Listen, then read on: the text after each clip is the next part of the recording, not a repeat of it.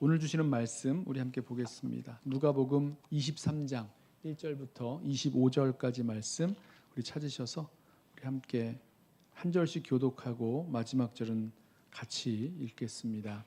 누가복음 23장 1절부터 제가 먼저 읽습니다. 무리가 다 일어나 예수를 빌라도에게 끌고 가서 고발하여 이르되 우리가 이 사람을 보매 우리 백성을 미혹하고 가이사에게 세금 바치는 것을 금하며 자칭 왕 그리스도라 하더이다 하니 빌라도가 예수께 물어 이르되 내가 유대인의 왕이냐 대답하여 이르시되 내 말이 옳도다. 빌라도가 대제사장들과 무리에게 이르되 내가 보니 이 사람에게 죄가 없도다 하니 무리가 더욱 강하게 말하되 그가 온 유대에서 가르치고 갈릴리에서부터 시작하여 여기까지 와서 백성을 소동하게 하나이다. 빌라도가 듣고 그가 갈릴리 사람이냐 물어 헤롯의 관할에 속한 줄을 알고 헤롯에게 보내니 그때에 헤롯이 예루살렘에 있더라. 헤롯이 예수를 보고 매우 기뻐하니 이는 그의 소문을 들었으므로 보고자 한지 오래였고 또한 무엇이나 이적 행하심을 볼까 바랐던 연고로라. 여러 말로 물으나 아무 말도 대답하지 아니하시니 대제사장들과 서기관들이 서서 힘써 고발하더라. 헤롯이 그 군인들과 함께 예수를 업신여기며 희롱하고 빛난 옷을 입혀 빌라도에게 도로 보내니 헤롯과 빌라도가 전에는 원수였으나 당일에 서로 친구가 되니라. 빌라도가 대제사장들과 관리들과 백성을 불러 모으고 이르되 너희가 이 사람이 백성을 미혹하는 자라 하여 내게 끌고 왔도다. 보라, 내가 너희 앞에서 신문하였으되 너희가 고발하는 일에 대하여 이 사람에게서 죄를 찾지 못하였고 헤롯이 또한 그렇게 하여 그를 우리에게 도로 보내었도다. 보라, 그가 행한 일에는 죽일 일이 없느니라. 그러므로 때려서 놓겠노라. 무리가 일제히 소리질러 이르되 이 사람을 없이 하고 바라바를 우리에게 놓아주소서 하니 이 바라바는 성중에서 일어난 밀란과 살인으로 말미암아 옥에 갇힌 자로라. 빌라도는 예수를 놓고자 하여 다시 그들에게 말하되 그들은 소리질러 이르되 그를 십자가에 못 박게 하소서 십자가에 못 박게 하소서 하는지라. 빌라도가 세 번째 말하되 이 사람이 무슨 악한 일을 하였느냐 나는 그에게서 죽일 죄를 찾지 못하였나니 때려서 놓으리라 하니 그들이 큰 소리로 재촉하여 십자가에 못 박기를 구하니 그들의 소리가 이긴지라. 이에 빌라도가 그들이 구하는 대로 하기를 언도하고 그들이 요구하는 자 곧 밀란과 살인으로 말미암아 옥에 갇힌 자를 놓아주고 예수는 넘겨주어 그들의 뜻대로 하게 하니라. 아멘. 계속해서 누가복음 그 말씀 묵상 본문을 따라서 주일 말씀을 우리 함께 나누어 왔습니다. 누가복음은 예수님의 탄생을로부터 시작해서 예수님의 갈릴리 사역과 예수님이 예루살렘으로 올라가시는 동안 그 이동하시면서 있었던 그 이야기들 비유가 많이 나왔죠. 그리고 예루살렘에 입성하셔서 십자가에 달려 죽으시고 사흘 만에 부활하시는 마지막 그 일주일의 이야기까지로 이어집니다. 자, 오늘 본 말씀은 예수님께서 십자가에 못 박혀 죽으시는 바로 그 마지막 날의 이야기가 되겠습니다. 당시 유대 총독인 빌라도에게 재판을 받으시는 말씀인데요. 바로 이 빌라도의 재판 후에 예수님은 십자가에 못 박도록 넘겨지시죠. 바로 이 재판에서 예수를 십자가에 못 박으라는 언도가 내려집니다. 자, 우리는 빌라도의 재판을 보면서 아무 죄 없으신 예수님께서 어떻게 십자가에 못 박히게 되셨는지 그 과정을 알게 되죠. 그리고 누가 예수님을 십자가에 못 박게 만들었는지 이 사건에 연루된 사람을 만나게 됩니다. 누가 예수님을 십자가에 못 박게 만들었을까요? 무엇 때문에 죄 없는 예수님을 십자가에 못 박도록 만들었을까요? 분명히 여러 사람들이 연루돼 있지만 오늘 말씀 가운데 나오는 한 사람을 만나죠. 예수를 십자가에 못 박게 만든 사람의 이야기를 통해서 만약 우리가 그 사람의 자리, 그 사람의 상황에 있었다면 우리 역시 예수를 십자가에 못 박도록 했을 것이다 라는 생각을 하게 됩니다. 그리고 우리가 다시 예수를 십자가에 못 박아 욕되게 하는 자 되지 않겠다는 그런 믿음의 귀한 결단이 오늘 이 말씀 속에서 일어나기를 원합니다.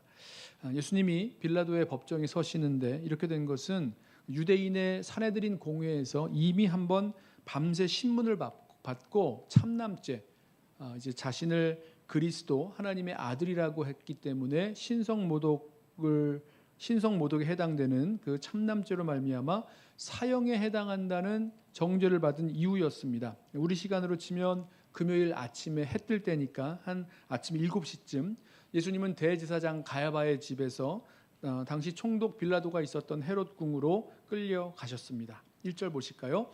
무리가 다 일어나 예수를 빌라도에게 끌고 가서 고발하여 이르되 우리가 이 사람을 보매 우리 백성을 미혹하고 가이사에게 세금 바치는 것을 금하며 자칭 왕 그리스도라 하더이다 하니. 자, 총독 빌라도에게 예수를 고발하는 그 내용을 들어보십시오. 유대인들이 사내들인 공회에서 예수가 사형에 해당한다고 정죄했던 내용들은 전혀 나오질 않습니다. 예수가 자칭 그리스도, 메시아라고 했다라는 그런 고발도 없고 자신이 하나님의 아들이다라고 했다라는 그런 참남한 말을 했다는 고발도 없습니다. 이 성전을 헐고 새로운 성전을 짓겠다는 그런 허황된 말을 했다는 고발도 없습니다. 로마 총독 빌라도가 동감하기 어려운 그런 죄목들은 종교적인 죄목이죠.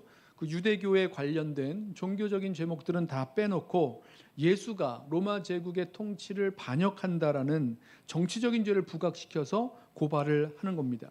예수가 헛된 말로 백성들을 선동해서 가이사 로마 황제에게 세금 바치는 것을 하지 못하게 했고, 가이사가 아니라 그 로마 황제가 아니라 내가 유대인의 왕이다, 그리스도다라고 했다는 겁니다. 요즘 말로 하면 예수가 내란을, 로마 나라 안에서 예수가 내란을 선동했다거나 국가 전복을 시도했다, 이런 고발을 하는 거죠. 자, 이 고발을 들은 빌라도가 예수님께 한 가지를 묻습니다. 3절, 빌라도가 예수께 물어 이르되 내가 유대인의 왕이냐? 대답하여 이르시되 내 말이 옳도다.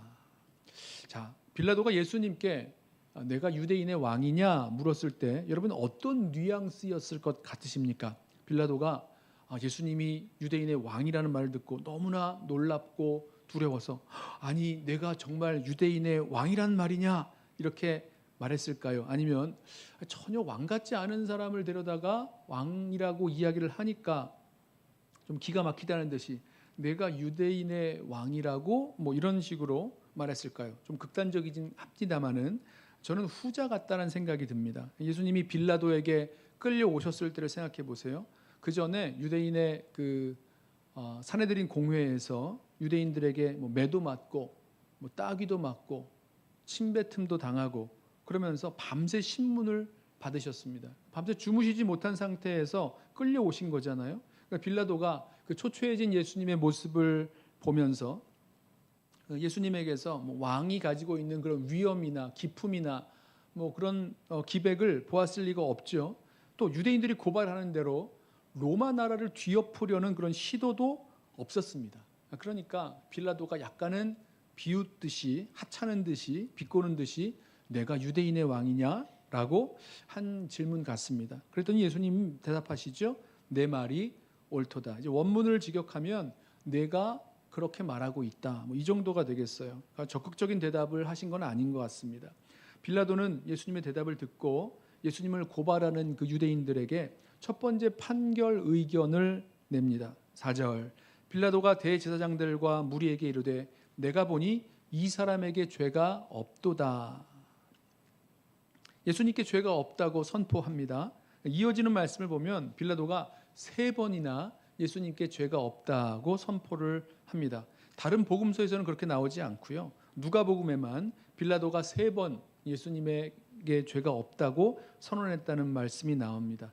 빌라도가 보기에 예수는 고발당한 만한 일을 한 적이 없는 거죠. 만약에 예수를 고발하는 그 내용이 맞는다고 해도, 즉 예수가 유대인의 왕이라고 했다고 해도 그건 말일 뿐이지 실제로 로마 제국의 위협이 될 만한 일을 한 적도 없고 또 위협거리가 되지 않는 사람이라는 것을 보았다는 거죠. 뭐 말씀드렸던 대로 뭐 내란이나 국가 전복을 시도한 일도 없고요. 마가복음을 보면 빌라도는 대제사장들이 예수를 고발하는 그 근본적인 이유를 알고 있었습니다. 뭐라고 나오냐면 대제사장들이 시기로 예수를 넘겨준 줄 알더라 이렇게 말씀합니다. 자, 빌라도는 이 고발에 대해서 약간은 대수롭지 않은 듯이 또 죄가 없다는 그런 판결로 종결하려고 하자 유대인들의 반응이 예상보다 격렬해지죠. 5절 무리가 더욱 강하게 말하되 그가 온 유대에서 가르치고 갈릴리에서부터 시작하여 여기까지 와서 백성을 소동하게 하나이다. 빌라도의 생각과는 다르게 유대인들의 격렬한 그 고발이 무리의 고발이 격렬해졌습니다.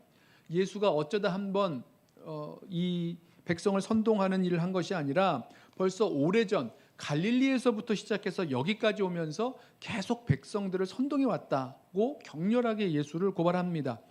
빌라도가 유대인들이 격렬하게 고발하는 것을 보면서 당황스럽기도 하고 부담되기도 하고 또 한편으로는 이게 이렇게 큰 일이 될 것인가 좀 귀찮기도 하고 어떻게 해야 될지 결정을 잘 모르는 거죠. 그러다가 예수가 갈릴리에서 왔다라는 말을 듣고는 계획 하나를 떠올립니다.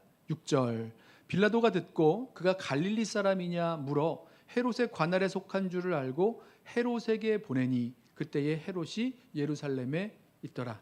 자, 예수님이 갈릴리 사람인 것을 확인하자 당시 갈릴리 지역을 다스리던 분봉왕 헤롯 안티파스에게 이 사건을 넘기는 겁니다. 빌라도는 이 사건에 대해서 책임지기 싫었던 것 같고요. 더 이상 관여하고 싶지 않았던 것 같습니다. 마침 유월절 때문에 이 헤롯도 예루살렘에 내려와 있었던 것을 알았기에 갈릴리를 관할하는 그 헤롯에게 예수를 보냈습니다. 영리하죠? 빌라도가 영리합니다.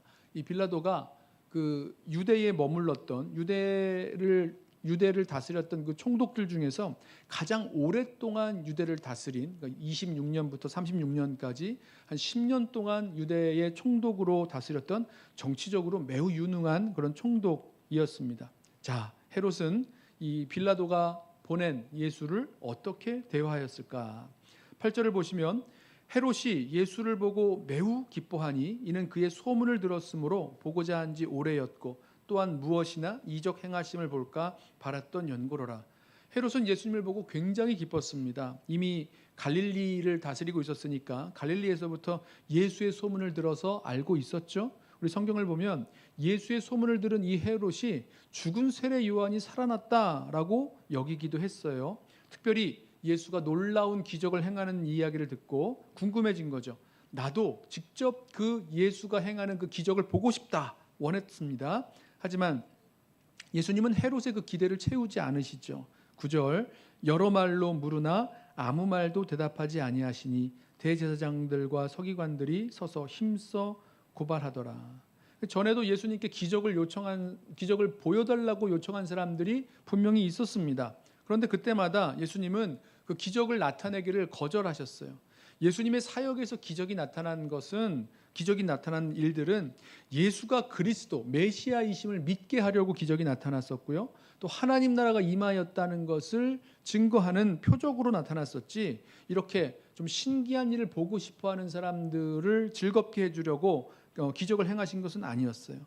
예수님은 여러 가지 말로 막 이렇게 기적을 행하도록 옆에서 찌르는 그 헤롯의 물음에 아무런 대답도 안 하셨지요. 그때에도 대제사장들과 서기관들은 계속해서 예수를 고발하고 있었습니다. 자, 예수님이 아무런 대답을 안 하시자 드디어 헤롯이 자신의 그 본색을 드러냅니다. 11절 헤롯이 그 군인들과 함께 예수를 업신여기며 희롱하고 빛난 옷을 입혀 빌라도에게 도로 보내니 헤롯과 빌라도가 전에는 원수였으나 당일에 서로 친구가 되니라. 아무 대답도 안 하시는 그 예수님, 아무런 기적도 보이시지 않는 예수님을 향해서 헤롯이 약간 화가 난 것 같습니다. 그렇다고 해서 예전처럼 세례 요한의 목을 베는 것 같은 그런 실수는 하지 않지요. 헤롯이 군인들로 하여금 예수를 업신여기고 희롱했다라고 하는데 일종의 막 조롱하고 비웃으면서 웃음거리로 만든 것 같습니다. 하지만 예수님이 끝내 아무 말씀하지 않으셨고 헤롯은 예수님께 빛난 옷을 입혀서 빌라도에게 다시 돌려 보냈습니다. 아마도 이 빛난 옷을 입혔다는 것이 헤롯이 예수를 향해서 신문한 결과 특별한 죄가 없다라는 그 뜻이 담겨 있는 것이 아닐까 학자들은 추측을 합니다. 아무튼 전에는 원수였던 헤롯과 빌라도가 이날은 친구가 되었다고 하는데요. 왜 헤롯과 빌라도가 원수였는지, 그 사이가 그렇게 좋지 않았는지 정확한 설명이 나와 있지는 않습니다만은 몇 가지 이유를 생각해 볼 수가 있죠. 빌라도는 유대 총독이고 헤롯은 그 유대에서 조금 올라가 있는 그 갈릴리의 분봉왕인데 원래 한 나라였지 않습니까? 한 나라를 크지도 않은데 이 작은 나라를 나누어서 그 지역을 다스리고 있었기 때문에 그 안에서 분명히 미묘한 갈등이 있었을 것입니다. 누가복음 13장을 보시면 빌라도가 갈릴리 사람의 피를 그 제물에 섞은 사건을 기록하고 있는데요. 여러분 보세요. 빌라도가 그 유대 지역을 다스리는 사람인데 왜 갈릴리 사람을 죽이고 이 갈릴리 사람들의 일에 이렇게 관여를 하게 됩니까? 이것을 안 헤롯이 빌라도를 향해서 좋은 마음을 품을 일이 없었죠. 당시 역사를 보면 헤롯이 로마 황제 티베리우스에게 편지를 보내서 빌라도에게 불평을 한 것으로 보입니다. 뭐 총독이든지 분봉왕이든지 둘 다 똑같이 로마 나라로부터 자신이 그 지역을 다스리는 권세를 받는 처지인데 한쪽에서 이 헤롯이 이 빌라도에게 문제를 삼고 이 고발했다는 이 사건은요, 두 사람 사이를 분명히 급속하게 냉각시켰을 것입니다. 원수처럼 지낼 수 있었다는 거죠. 하지만 예수님을 재판하는 이 사건에 있어서는요, 두 사람이 한편이 되고 공동의 목표를 가진 자로서 화해하게 됩니다. 둘 다 이번 6월절에 유대인들에게서 밀란이 일어나는 것을 막아야 했고, 만약에 이걸 제대로 막지 못하면 둘 다 로마 황제에게 뭐 소환을 당한다거나 아니면 그 지위를 빼앗길 수 있는 위험이 있었다는 거죠. 그러므로 이 일에 있어서는 지금은 서로 도와야 되는 그런 상황을 직감했을 것 같습니다. 서로 힘을 합쳐서 밀란이 일어나지 않도록 하게 하자면서 서로 친구가 되는 것을 암묵적으로 동의한 거죠. 헤롯이 돌려보낸 그 빛난 옷을 입고 있는 그 예수, 아마도 이 빛난 옷이라는 게 이제 흰색 옷을 말하는 것 같은데요. 자, 이것을 본 빌라도는요, 다시 이 재판을 진행합니다. 13절. 빌라도가 대제사장들과 관리들과 백성을 불러 모으고 이르되 너희가 이 사람이 백성을 미혹하는 자라 하여 내게 끌고 왔도다. 보라, 내가 너희 앞에서 신문하였으되 너희가 고발하는 일에 대하여 이 사람에게서 죄를 찾지 못하였고 헤롯이 또한 그렇게 하여 그를 우리에게 도로 보내었도다. 보라, 그가 행한 일에는 죽일 일이 없느니라. 빌라도가 유대 지도자들과 백성들을 다시 모아서 처음 예수를 신문한 결과 그들이 고발하는 죄를 찾지 못했다는 것을 다시 천명합니다. 또한 그뿐만이 아니라 헤롯 왕에게 보내서 신문을 받게 했는데 그들이 고발하는 죄를 헤롯도 찾지 못했다는 것을 알려주죠. 그러니 아주 확실해진 겁니다. 예수가 행한 일에는 어떠한 죽일 만한 일도 없었다라고 이야기합니다. 빌라도가 이렇게 두 번이나 예수의 무죄를 선언하죠. 그런데 여기서 빌라도가 한 가지 이상한 제안을 합니다. 16절. 그러므로 때려서 놓겠노라. 예수에게 아무 죄를 찾지 못했다면서요. 그러면 그냥 풀어주는 게 맞죠? 그런데 빌라도는 이 예수를 때려서 놓아주겠다라고 합니다. 일종의 제안을 하는 겁니다. 타협안이죠. 때린다는 게 그냥 살살 몇 대 이렇게 툭툭 치는 정도가 아니라 채찍질하는 것처럼 아주 몇 대 맞으면 아주 실신할 정도로 되는 그런 심한 처형입니다.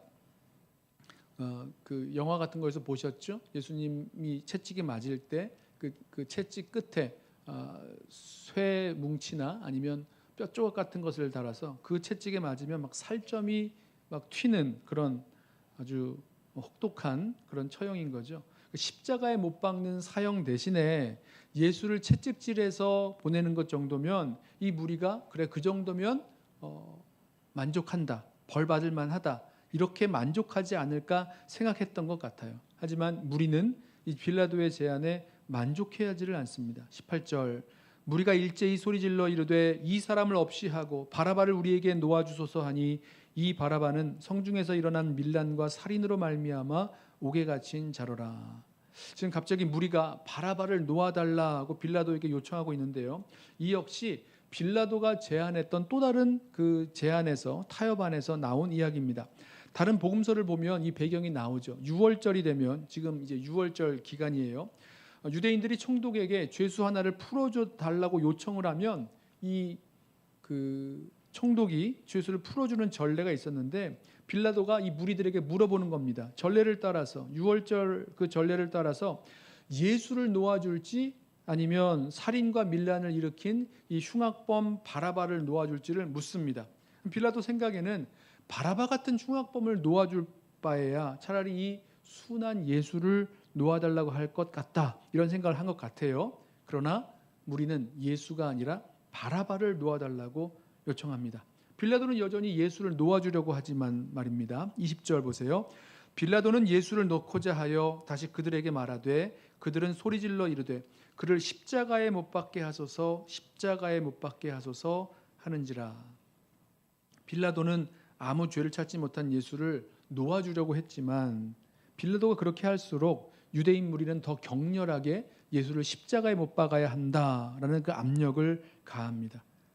빌라도가 다시 한번 이제 세 번째로 예수의 무죄를 선언해 보죠. 22절. 빌라도가 세 번째 말하되 이 사람이 무슨 악한 일을 하였느냐, 나는 그에게서 죽일 죄를 찾지 못하였나니 때려서 놓으리라 하니 그들이 큰 소리로 재촉하여 십자가에 못 박기를 구하니 그들의 소리가 이긴지라. 빌라도는 예수의 무죄를 확신했어요. 예수를 풀어주려고 했습니다만은 그렇게 하지는 못했습니다. 예수의 무죄를 주장할 때마다 유대인들은 더 격렬하게 예수를 십자가에 못 박아야 한다고 소리를 쳤고 빌라도를 압박했어요. 누가는 이것을요, 그들의 소리가 이긴지라라고 말하는데 다른 복음서를 보면 그들의 소리가 이긴 이유 몇 가지가 나옵니다. 마태복음을 보면 예수를 십자가에 못 박지 않으면 밀란이 일어날까 두려워했다, 이렇게 말씀합니다. 빌라도가 그걸 눈치챈 거죠. 야, 이러다가 이 예수를 십자가에 못 박지 않고 풀어준다면 아마 이 유대인들에게서 밀란이 일어날 것 같다, 이것을 알고 두려워했다는 거죠. 또 한 가지, 마가복음 15장을 보면 빌라도는 무리에게 만족을 주고자 해서 십자가에 못 박도록 넘겨주었다라고 합니다. 결국은 이 무리의 요구대로, 무리가 원하는 대로 하게 해주는 거죠. 빌라도가 최종적으로 판결합니다. 24절. 이에 빌라도가 그들이 구하는 대로 하기를 언도하고 그들이 요구하는 자 곧 밀란과 살인으로 말미암아 옥에 갇힌 자를 놓아주고 예수는 넘겨주어 그들의 뜻대로 하게 하니라. 빌라도는 분명히 예수님이 죄가 없음을 알았지만 말씀을 보면 그들이 구하는 대로 사형을 언도했고 그들이 요구하는 대로 바라바를 대신 풀어줬고 그들의 뜻대로 예수를 넘겨주었습니다. 빌라도가 아는 그 공의와 정의를 따라서 예수를 무죄로 선포하고 풀어줬다가는 유대 지도자들이 그 가이사 황제에게 특사를 보내서 이 로마 황제를 위한 자신들의 요구를 무시했다고 이 빌라도를 비난하는 일을 할지도 모릅니다. 그게 두려웠겠죠. 또 십자가에 못 박으라는 그 성난 민심이 밀란으로 이어졌다가는 이 유대 총독이 로마로 소환돼서 총독의 지위를 잃어버릴지 몰라 그것도 두려웠을 것입니다. 자, 이런 두려움들 때문에 빌라도는 그들이 구하는 대로, 그들이 요구하는 대로, 그들의 뜻대로 예수에게 십자가형을 언도합니다. 어찌 보면 빌라도는 우리처럼 연약했고 두려워했고 책임을 회피하고 싶어 했습니다. 최선을 다한 것 같지만 결국 항복합니다. 분명히 그는 예수를 놓고자 했지만 무리를 만족시켜주기 위해서, 그리고 밀란이 일어나는 것을 막기 위해서, 그것이 두려워 예수를 십자가에 못 박도록 넘겨줍니다. 요한복음을 보면 사람들이 이렇게 이야기하죠. 이 사람을 놓아주면 가이사 로마 황제의 충신이 아닙니다. 자기를 왕이라고 하는 자는 가이사 로마 황제를 반역하는 자입니다. 이러면서 끝까지 이 빌라도를 푸시합니다. 압력을 가합니다. 자, 이런 말까지 들으면서 예수를 놓아주기로 선택할 그런 총독은 아마 없을 것 같습니다. 존 스타트 목사님의 그리스도의 십자가라는 책을 보면 빌라도가 예수님께 무죄를 선고하지도 못하고 유죄도 선고하지 못하는 그 사이에서 어떻게든 피할 길, 도피할 수 있는 수단을 찾았다고 설명을 합니다. 네 가지 도피 수단을 말하는데요. 이미 우리 본문에서 나누었던 얘기입니다. 첫 번째 도피 수단은 결정의 책임을 미루는 식이었습니다. 예수님이 갈릴리 사람이란 말을 듣고는 갈릴리를 다스리는 헤롯에게 예수를 보내서 그 판결을, 결정의 책임을 헤롯이 질 수 있도록 하죠. 도피하는 겁니다. 피하는 겁니다. 하지만 헤롯은 형을 선고하지 않았고 예수를 돌려보냈죠. 두 번째 도피는 때려서 채찍질해서 놓겠다는 절충안을 제시했을 때입니다.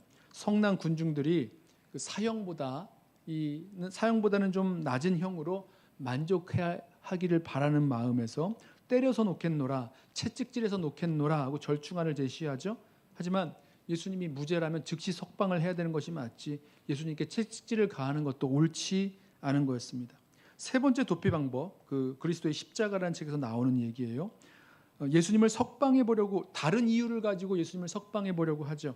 유월절에 죄수를 특별 사면해 주는 그 방식으로 예수를 사면해 보려고 했습니다. 이게 좋은 방법 같기는 하지만 일종의 트릭을 쓴 거죠.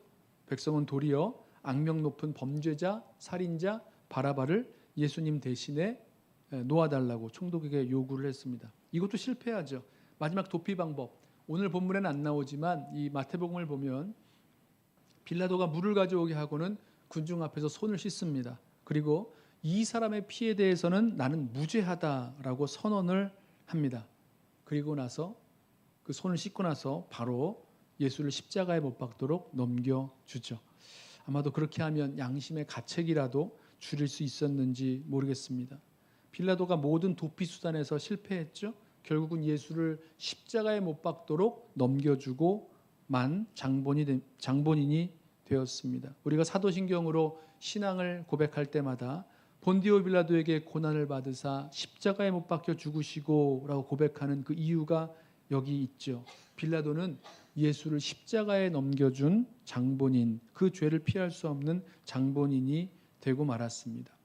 예수의 무죄를 알면서도 예수를 십자가에 못 박도록 내어준 명령을 내린 빌라도를 보면서 우리는 이 빌라도를 쉽게 정죄할 수 있습니다. 하지만 우리가 그와 똑같은 상황에 있었다면, 로마에서 파견한 유대 총독으로서 유대 지도자들과 무리들이 다가와서 예수를 십자가에 못 박으라 압력을 가하고 있는데 유다의 밀란이 일어나지 않도록 막아야 되고, 그러지 않았다가는 자기의 자리가 위태롭고 이런 비난과 압박을 계속 받는 상황 속에서 우리라면 어떻게 했을지 생각해 보시기 바랍니다. 과연 우리는 예수는 죄 없다라고 선고하고 예수를 풀어주었을까?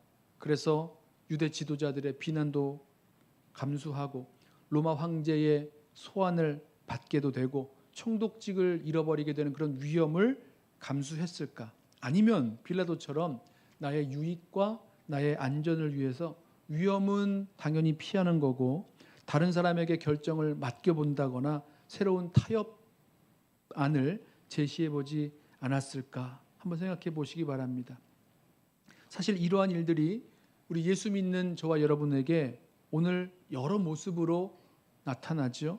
예수를 믿고 따라 살아가려고 하다가 예수 믿는 것 때문에 어려운 일 만나고 손해보는 일 만나고 고통과 아픔을 만나게 될 때, 그 길로 가는 것을 왠지 나도 모르게 미루어 버리기가 쉽고요. 살짝 회피할 수 있는 방법들을 찾기가 쉽습니다. 그리고 이건 어쩔 수 없는 거라고 합리화하면서 타협하는 방법을 찾기도 합니다. 여러분, 그렇다면 우리가 만약 그 빌라도의 자리에 있었을 때에, 그런 상황이 있었을 때에 예수를 십자가에 넘기지 않았으리라고 보장할 수가 없는 거죠.